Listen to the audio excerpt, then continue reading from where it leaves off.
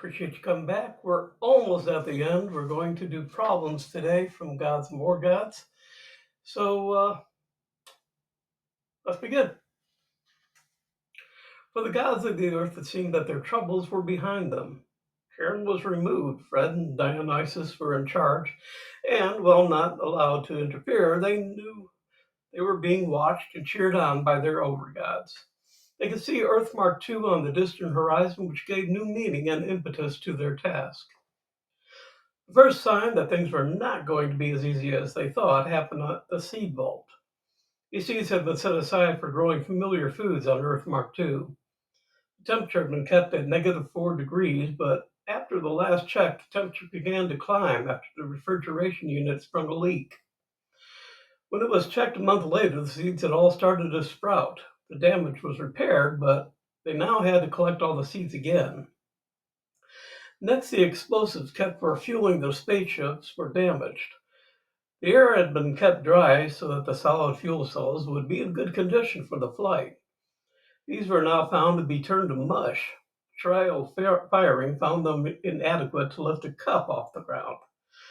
New fuel cells could be created, but these things ate up time and resources. The guys started meeting weekly to discuss their schedule and where they were falling behind. Larry opened the discussion. I checked on the seed vault, and it seems the problem happened with the pressure valve on the chiller. Somehow it came loose and let out enough anhydrous ammonia to warm up the vault. The humidity, I hate when I do that, came through the bricks and used to build the vault. The covering was loose, and when things warmed up, the outer coating collapsed.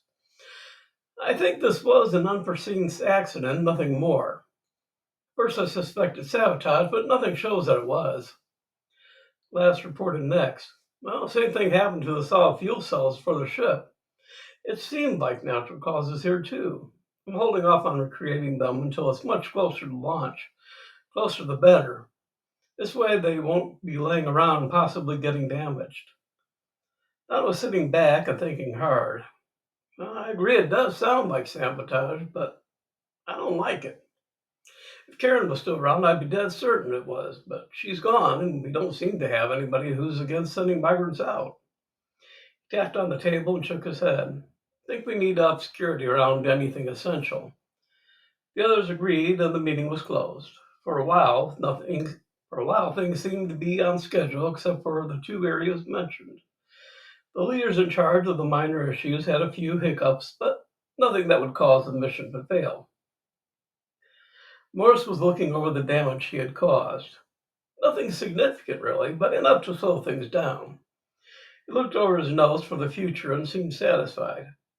He didn't know why it was so important for him to keep the mission to the other planet from succeeding, but it was a desire that burned in his mind and soul.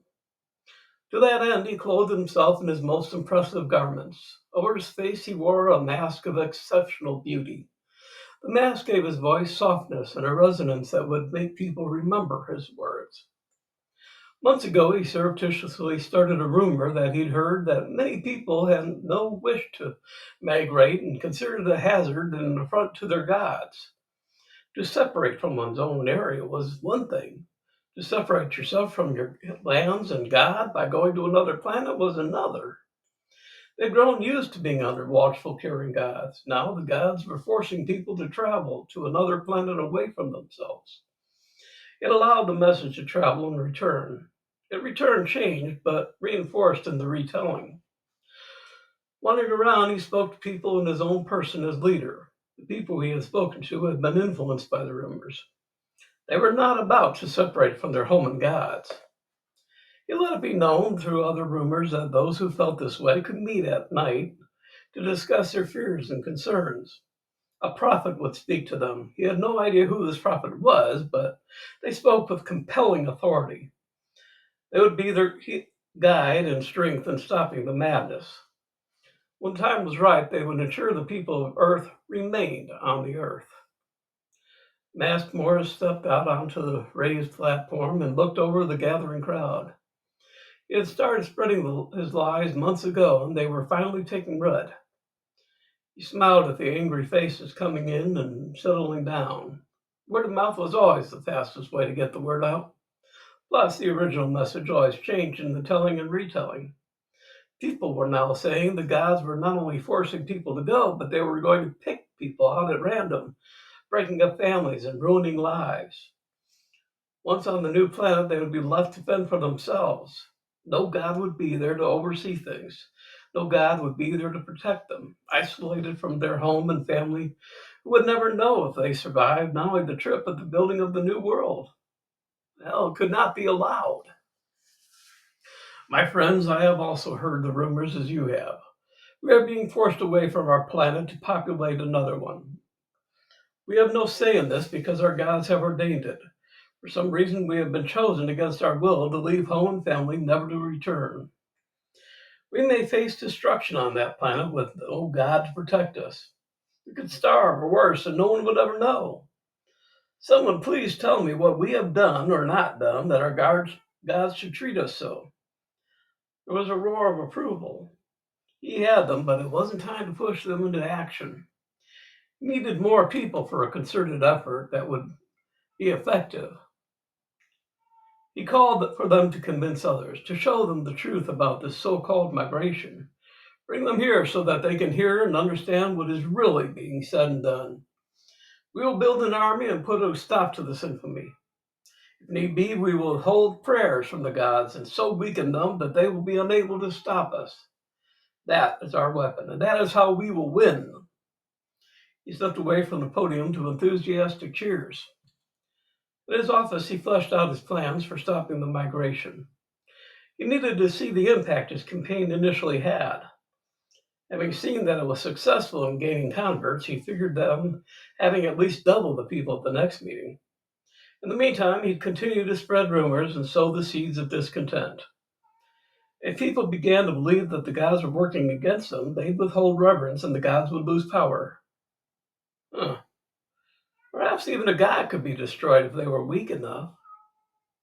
One part of himself was elated at the thought he was contemplating. There was a small portion of himself, though, who rebelled against his plans. Some small bit of his original self was still in residence in his mind and struggling to break free. Kieran had almost obliterated his conscience, but there was still some left. As he fought his inner battle, he heard the knock on the door. Opening it, he found himself face to face with his God. He thanked his stars that the robe and mask were hidden from sight. He just needed not to think about them. Inviting Gladys in, he made her comfortable and offered her a cup of tea. Everyone on the continent knew of her fondness for a hot cup, and it was offered to her wherever she went. Gladys accepted the cup, sipped at it, and put it aside. She looked at Morris warmly. He was so like the first courageous leader of the city that she couldn't help feeling something almost akin to friendship. With a weary smile, she opened her mind to him.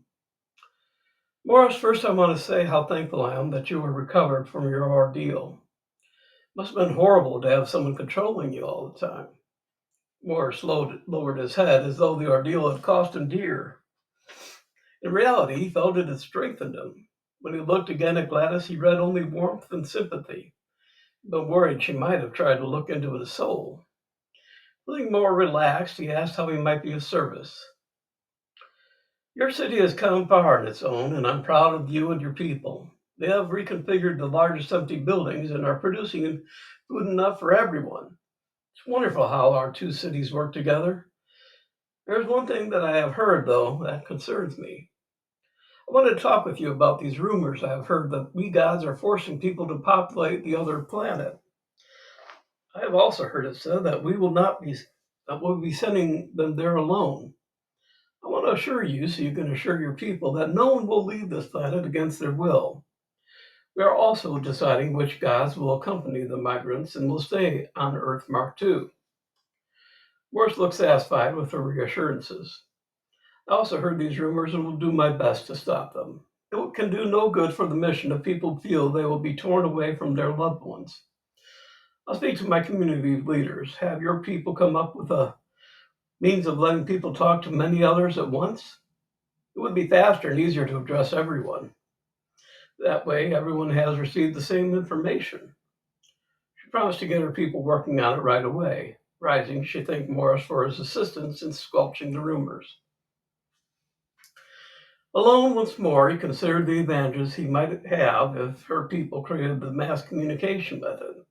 He could reach more people in both his personas, the benevolent leader and the leader of the angry mob. He had a few more items to his list to do and went out to spread more rumors. Coached properly, he could start rumors just from asking if people had heard such and such. Even if he immediately remarked that he believed the rumors to be untrue, they would still spread. Looking out his window at the landscape cleared of excess buildings, he saw a gathering of people all animatedly talking. A perfect place to spread a little more gossip. All right, word gets around is next, then worries galore. Oops, can't get my fingers to work today. Yeah, well, we got a few left. Second chance and the end of time. So about four more. The next ones we'll do two at a time because they're short. And that's it. That's all I've got for today. By the way, the shirt I'm wearing. I don't know if you are fans, but if you can tell me who this is, let me know in the comments section. Let me know what team wears this colors of cherry and white. Of course, I might have given you a hint right there. So that's it for today. I look forward to seeing you again on the next reading. Be good and be good to yourselves. Have a good